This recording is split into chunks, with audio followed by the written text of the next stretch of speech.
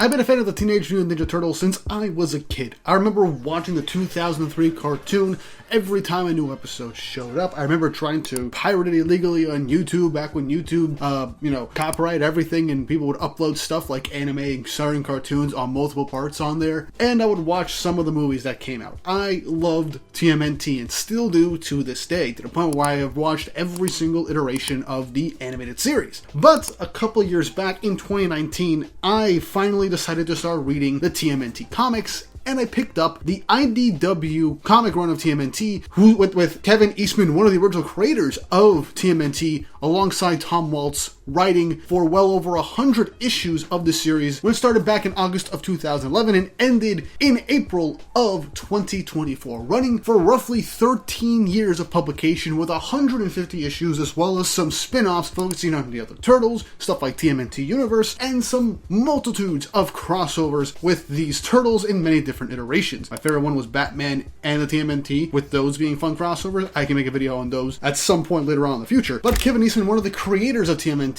who created back with Kevin Laird, back when the first comic started a long time ago in the 90s, I was excited to read this comic. And later on, after issue 100, we had Sophie Campbell come in and also help write TMNT from that point forward. And from issue 108, she ended up becoming the sole writer for TMNT in the era known as TMNT Reborn, and would eventually conclude that iteration of the TMNT run up to issue 150. This full series has been a roller coaster. I have mainly read this comic when I was on vacation over the course of the summer for the last 5 years, and it has been a wild ride. But before I get into talking more about this, please don't forget to like and subscribe and hit the notification bell for updates on future videos. Really helps, and it shows you guys enjoy the content I make here on the channel and shows you want to see more. I am serious though. If you want me to talk about TMNT more, like storylines, in particular crossovers, let me know. I would love to jump into that. I'm also currently reading the current run by Jason Aaron, writing the current TMNT run, and it has been insanely fun. I can talk about that at another point. Now let's get on with my full thoughts on this whole run of TMNT for IDW. Honestly, this was fantastic. Probably one of the better or best TMNT stories I have seen thus far, with the development of each one of the main Turtles and Splinter being done throughout the course of the series, and never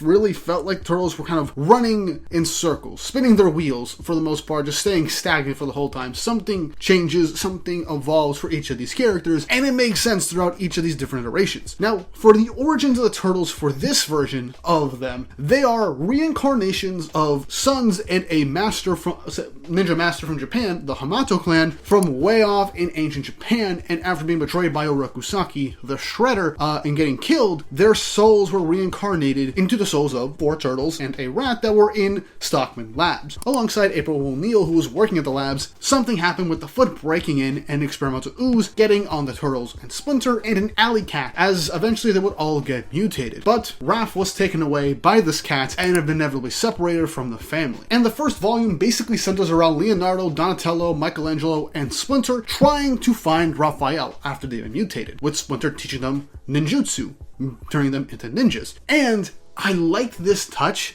The Turtles all had the red face masks, as when the Turtles were first created by Laird and Eastman, they all kind of looked exactly the same. They all had the relative same designs for their initial Turtle designs, and the same red mask. And they would switch up their weapons because, well, ninja, the whole point was that they would end up not being identified by others, and since the main way to identify them is with their weapons, they would train in each other's weapons and switch them to mess with their opponents. Now, obviously, as future iterations came on, they had specialized in their own main weapons, and they had their identifiable bandanas and face masks, so we can tell them apart. But the whole reason they had their red masks was to remind them of Raphael and to hopefully find them. And while they're off finding him, they end up encountering the mutated rat, who's known as Old Hub, as he starts a street gang and kind of has a whole feud/rivalry with Turtles going forward for the majority of the series. But Raph ends up meeting Casey Jones. They become immediate best friends, and Raph reunites with his family. Obviously, April joins in, and we have the whole main crew that we see in every iteration of the Turtles. And from that going forward is where things really start to expand even more. We start obviously with more street level crimes and stuff like that in the main feud with Old Hub, but we learn about Krang and the Utrom and Dimension X. We learn about Shredder, who was basically resurrected by dark magic from someone named Kitsune, who ties into a larger lore of this universe and ends up restarting the Foot Clan with his great-great-granddaughter Karai, who end up coming to New York, start their fight with the Turtles and all that, reigniting this millennia's-old feud. It's a whole thing. And this comic, with basically anything related to the Turtles, does sci-fi and fantasy and mysticism basically very incredibly well. Makes it believable that all these exist within the same universe and have them coexist. And as the stories progress, we get introduced to even more mutants thanks to the ooze that Stockman created, whether it be used for the Foot Clan or creates Hobbs' crew, the Mighty Mutanimals, who become allies, kind of rivals for the Turtles at some points when they butt heads, but overall, relatively for the most part for the Mutanimals, they tend to be friends with the Turtles. And things keep expanding from there. We get Dimension X conflict, we fight the Foot. All this happens within the first 100 issues of this story. This run culminates to multitudes of conflicts with the Foot, and we get interesting storylines with each of the Turtles, whether it be them, as usual, fighting amongst themselves and splitting apart due to differences, but inevitably coming together, having them test their brotherly bonds against these larger-than-life opponents or centuries-old foes like the Shredder and the Foot, and having them come together to fight in the end. It all makes sense, and it all just feels really very satisfying to see the four brothers come together to face any foe, as a family should, and see how they touch the lives of those around them. Now, there is one thing from earlier on in the run when we get introduced to Kitsune, but mainly the Rat King, and it is the eluding overarching threat of the Armageddon game. This massive,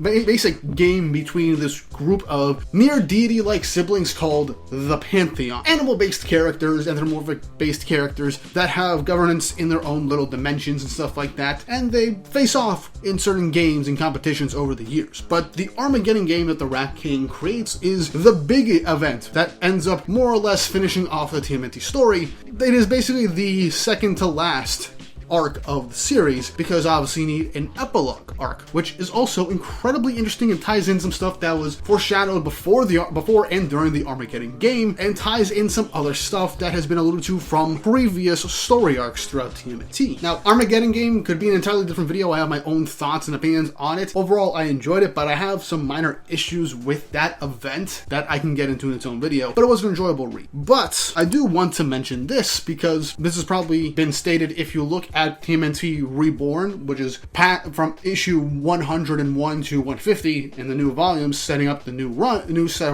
section of that run. You see a fifth turtle, and you're like, wait, there's supposed to be four turtles. Well, let me introduce to you Janika, the canonical fifth member of the Teenage Mutant Ninja Turtles that gets added in for TMNT in this run. In one of the final arcs of Eastman and Tom Waltz's run on the TMNT comic, we get slowly introduced and get to know Janika over the course of the TMNT comic, primarily from the halfway point from issue 50-ish onwards. That's not the exact issue where she first appears in, but I'm giving a general baseline from where she would initially first be introduced. Now, this is kind of spoilery, so skip to this section right here on how this happened, because I'm basically going to spoil how Janika became the fifth turtle in the first place, so kind of skip towards the end, because I need to make brief setup of it. Okay, so there's a story arc. After they defeat the Shredder, Splinter becomes new head of the Foot Clan, which ends up giving a bit of a divide between him and the Turtles, as the Turtles stay as Clan Hamato, and Splinter stays as the Foot Clan leader after defeating Shredder and tries to change things for the Foot. It causes a bunch of conflicts, causes Karai to try and resurrect Shredder, all that stuff. But Janika has been developing more and more as a character throughout that, and towards the end of this conflict, Karai basically nearly kills her, but the only way to save her is through a transfusion of blood, but also the ooze to rapidly heal her. And so they use the turtle's blood and the ooze to help heal Janika, and she mutates into a turtle, making her the fifth member of the Teenage Mutant Ninja Turtles, as she basically becomes part of the Hamato family and basically becomes essentially an older sister figure to the other four turtles. And it's honestly kind of wholesome, and I really did enjoy it, because back when we first had the first real attempt at a fifth turtle, back with the live action TV show Ninja Turtles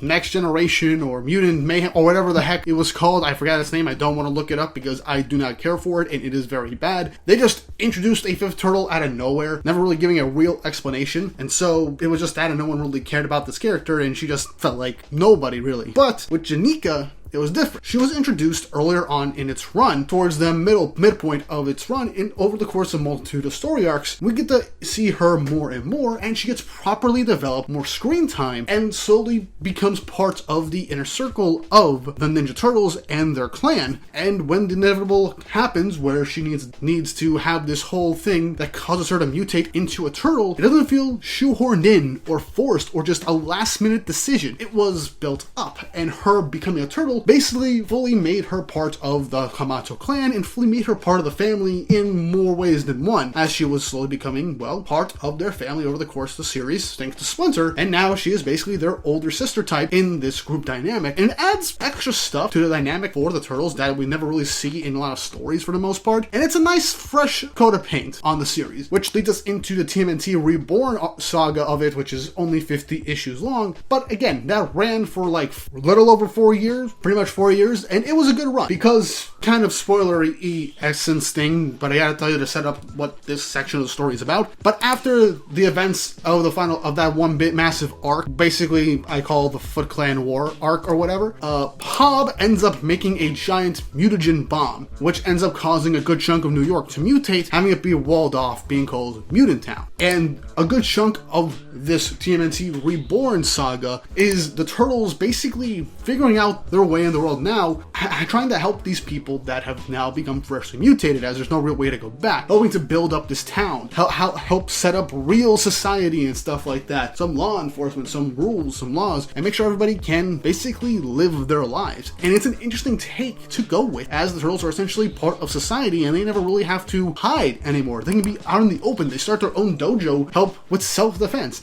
It's really nice, but it also leads to some more political aspects in terms of Mutant Town, the residents, fake news, all that stuff, propaganda, everything when it comes to all that stuff when it comes to the media, and stuff that people don't understand. And it's done pretty well, all in all. We have multitudes of many villains clashing, and I can't spoil everything, but I will say my favorite characters towards the entirety of the series when it came to their villains would obviously be Shredder. Stockman does a good job being an antagonist for a good chunk of the series when he is needed as an antagonist. Agent Bishop was incredibly interesting throughout the entire time we have seen him, and it just, the way he acts, the way he does things in the series is borderline just psychopathic and evil to a degree, but you see his mentality and why he does things, and you don't condone it, but you see why he does some of these things. And obviously we have characters like Old Hob, who is a more interesting character and develops throughout the course of the series, even being a begrudging ally to the Turtles at times and causing other conflicts. The cast of villains in this series is wide. Obviously main antagonists are the best part of this entirety of this run, but it was honestly a good time. Now, the final section of the story after Armageddon Game essentially is the Armagog arc, essentially, that focuses mainly as Donatello as the main character, and it talks about a lot of stuff with like the Turtles separated, fall into like a state of being very distant or not know what's going on with each other, and how these potential futures could just be a bad ending for all of them. I'm not going to spoil it with a bunch of details, but it's an interesting arc. I found it kind of confusing, a bit convoluted, and I feel like it didn't really need to be a thing, because with Armageddon Game and the epilogue of that, it felt like things were kind of finding its footing into an actual conclusion from that, because that was being something that was set up for a long time in the comic. But the final arc was satisfying enough, as it helped more with Donatello's development as a character and helped the series come a bit more full circle than it initially was. So I had fun with that, so there's nothing else for me to